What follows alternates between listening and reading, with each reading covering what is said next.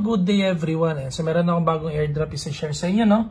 Isa itong Numisma airdrop. So testnet pa lang, 2 days old pa lang to or 3 days. Ayan na, so bagong-bago pa lang yung project na to. So advice ng iba, gagamit to ng new wallet ng MetaMask. Pero ang ginamit ko kasi is yung old wallet ko na lang. Kasi nakita ko naman yung Twitter nila, bahala na, no? So to be, ano na lang, no? To be safe, gamit kayo ng, ano na lang, wallet nyo, ibang wallet, huwag yung main wallet. So ako kasi, yun, main wallet. So nag-mint ako nito for additional Numisma points. So ginawa ko na rin din itong daily check-in, tapos sa invites, wala pa akong invites.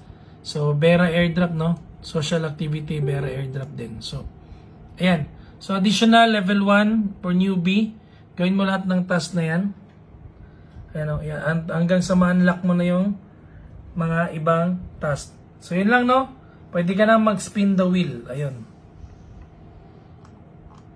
Ayan, yan lang muna. So for more updates na lang din, yan, sali kayo dito sa ano natin. Sa Big Daddy Ducks. Ay, bakit dito na po sa shield? Bonakid. Dito. Sali ka dito sa early airdrops, no? Big Daddy Ducks. So lahat ng mga pinopost ko dito is mga early na. So 2025 projects. So yun lang guys. God bless you. Ingat kayo.